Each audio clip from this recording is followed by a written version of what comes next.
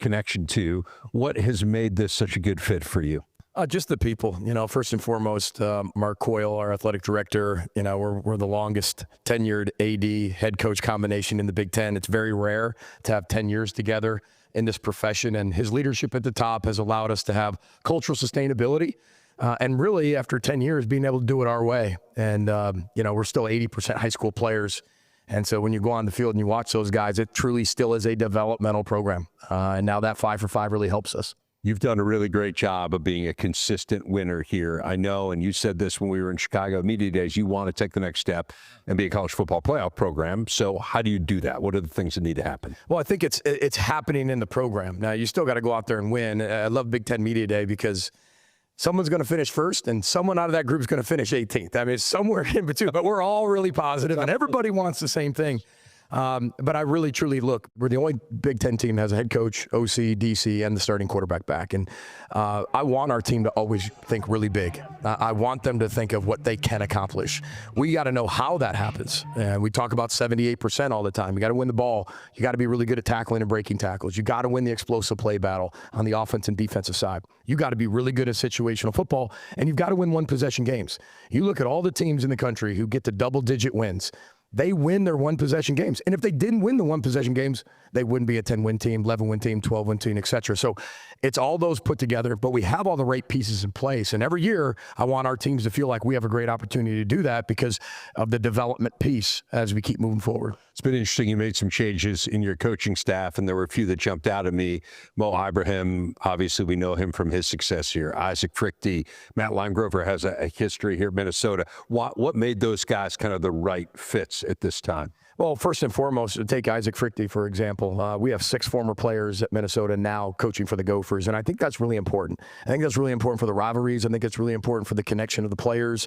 Having somebody who's walked a mile in their shoes, I think that really helps in the connection with the 2026 student athlete. With all the things they have to be able to do, I think having that homegrown coach really can help them connect a lot of the bridges that they have to do. And I think Muhammad's doing a great job. Isaac's doing a great job.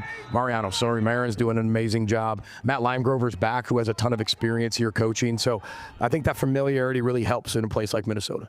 Let's dive into the team a little bit. Drake Lindsey's getting a ton of buzz, NFL draft buzz, but certainly buzz just in terms of being able to take the next step here as a quarterback. Started for you last year, had some really good moments. Where have you seen him grow the most? Well, I think the buzz is just that. It's just buzz and it's just hype. But it's always good for the recognition of the University of Minnesota, and Drake will be the first one to tell you that. But he's got a lot of work to do, and he'll be the first one to sit up here and say the same thing. I think his pocket awareness has really grown over the course of the year. I think last year there were times he left a really clean pocket.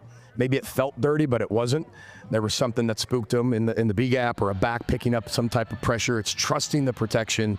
And I think even today when you're out there, you're seeing a lot of the one reps together just to be able to build that camaraderie and that connection amongst the pocket. And then just dialing it in. I mean, it's one thing at hitting the dartboard. It's another thing hitting the bullseye. And I think that's where his accuracy has really improved. Getting more playmakers around him has been critical for the offseason, and I think we've done that.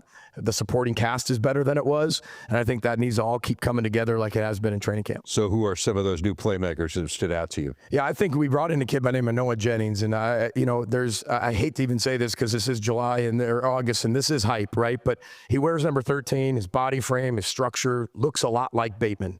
And a lot of times, I don't know if it's Bateman or him out there, and he makes a ton of plays for us. And what you look at, Javon Tracy coming back, you look at Jalen Smith, you look at all the other things, and we've got 2 or 3 freshmen that are playing out there, and they're playing at a really high level already in training camp. We brought in Zion Steptoe, and you just keep adding to that mix. Not only that, the tight ends, our backs are really good pass catchers, so just got to continue to keep working and have that familiarity so we can produce at a high level on offense. One thing that has been unusual these last couple of years, very uncharacteristic, so you haven't run the ball as well as you traditionally do. How do you get back to being a really good run team? Yeah, I think I think everybody assumes just because you ran at the pass, you'll just keep running it. Defenses are pretty good. They know you run the ball. They're going to do everything they can to stop the run. They're going to study in the offseason. Plus, personnel's different. We just have different personnel than we've had in the past. Not saying we can't run the football, but you look at Muhammad Ibrahim when he was here, we probably threw the ball to him one time in like 3 years. And then you have a Darius Taylor who catches 50 balls in 1 year. And so we've got to be really the complementary piece to the run and to the run and pass, but be able to have backs that can do it all, especially in 2026. we've really studied the run game in the offseason. We've really done our work to make sure that run game is better. And I thought we brought in some backs to really be a good supporting cast of Darius as well. Let's flip it over to the defense. Danny Collins was a first-year coordinator last year. How'd you see him grow into that position? Yeah, I mean, the only way you could really grow is experience. And I thought Danny did a tremendous job. Danny's been with me the entire time, 14 years. And you look at what he's been able to do and how many different coordinators he's worked with here. And sometimes somebody's just going to be somebody else. They're going, hey, I'm going to be this coordinator. What's great about Danny is he's a combination of all of them, and he's made it his own. He's not trying to be somebody that he worked for. He is truly Danny Collins in the defensive coordinator role, but it's like a transformer. When they all come together, he's got the combination of all of them. And I think in year 2, we're even going to be better just because of the experience as the greatest teacher. And he had that first year of actually running his own defense. And I've seen our defense grow leaps and bounds in the offseason. The creativity, the depth, the amount of different people we can play at one time. I think that's a luxury for him on defense. Your leader, Anthony Smith, obviously a phenomenal player. I mean, it's a preseason Big Ten Defensive Player of the Year, according to the unofficial media poll. He's also on the AFCA Good Works team. I mean, just does so many things well for you. What does it mean to have someone like that as a cornerstone of your defense? Well, the old corny saying is when your best players are your hardest workers and your best people, you have something really special. But it is 100% true. Anthony Smith is exactly that. He's one of our best people on the team, one of the best workers on the team. He's one of the best practice players I think I've ever seen. When you're out there practicing with him, that's what we're talking about at right tackle. Guys, if you can block Anthony Smith, you can do anything. And you're going against that constantly. And his motor just keeps running. He's really worked in the offseason, finishing his pass rush. He's way more violent in the run game. And he's made huge leaps and bounds. C.J. Ramos deserves a ton of credit being his defensive line coach. But I mean, he's a coach's dream to have on defense because you can do so many things with him. You can play him at the edge. You can play him at 3 technique. You can play him at the rush end. You can drop him in coverage. And he's the first one off the bus. There's me, and then the first one off the bus behind me is Anthony. I would have him lead the way up. Oh, absolutely. We're looking for the intimidation factor. Biggest things you want to get done between now and the opener?